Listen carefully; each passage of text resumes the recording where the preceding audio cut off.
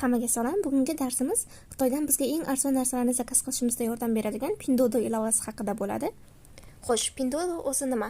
Pinduoduo bu Xitoyning katta bozorlaridan biri bo'lib, siz u yerda o'zingizga kerakli bo'lgan barcha brend tovarlarni va boshqa arzon tovarlarni topib, bemalol zakaz qilishingiz mumkin bo'lgan sotuv programmasidir. Ushbu platformada siz o'zingizga kerakli bo'lgan barcha turdagi kiyimlarni, uy uchun jihozlar, shuningdek texnikalarni ham topsangiz bo'ladi. Sizlarga o'zimizdan kelib chiqib tushuntiraman. Bu xuddi o'zimizdagi uzun market ilovasi kabi.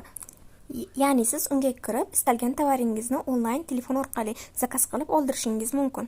Nomlanishiga kelsak, Pinduoduo bu Xitoy programmasi bo'lgani uchun uni ichidagi hamma narsalar Xitoy tilida yozilgan. Platforma Xitoy tilida bo'lishiga qaramasdan, siz istalgan joyda turib, telefon orqali o'zingizga yoqqan narsani xarid qilishingiz mumkin. Bu bilan birga sizga platformadagi skidkalardan foydalanish imkoniyati ham beriladi. Darslikning ikkinchi qismi ilovani yuklab olish bo'ladi. Oldin ilovani registratsiya qilib, keyin sizlar bilan ilovani yana ham ko'proq ma'lumotlarini tushuntirib berishga harakat qilaman. Ilovaning iPhone va Android telefonlari uchun versiyalari mavjud. iPhone ishlatadiganlar uchun programmani yuklab olish muammo emas, shunchaki App Store'ga kirib Pinduoduo so'zini yozamiz va programma chiqadi, skachat qilib olamiz. Lekin Redmi, Samsung shunga o'xshash Android telefonlarda Play Marketda qidirsangiz Pinduoduo ilovasi chiqmaydi.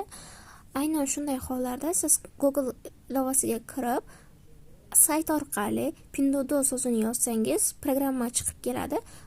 Sayt orqali skachatdan sizga programmani chiqarib bergan vaqtda skachatni bosasiz va shu orqali programmani yuklab olasiz. Ko'pchilik holatlarda ilova o'rnatilmadi yoki ilova xavfli degan yozuv chiqishi mumkin.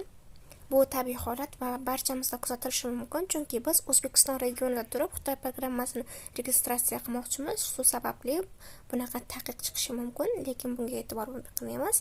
O'rnatishni bosib registratsiya qilamiz. Agar sizda ham ushbu oyna chiqsa, batafsil degan joyni bosamiz. Ptichkalarni hammasini to'g'rilab, ochish degan joyni bosamiz. Shu bilan programmaga xush kelibsiz.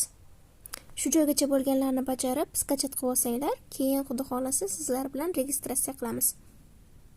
Registratsiya qilishni boshlagan vaqtimiz sizda mana shu ekran hosil bo'ladi, ya'ni xavfsizlikka ruxsat berasizmi?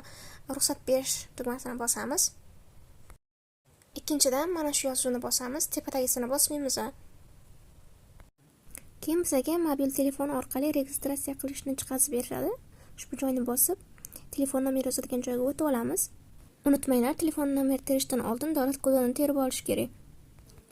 Ikkinchi qatorga hamma o'zining telefon nomerini yozsin, adashib manikini yozib qo'ymanglar. Nomerimizni to'liq yozib bo'lgach, pastda turgan qizil yozuvni bosamiz. Qizil tugmani bosib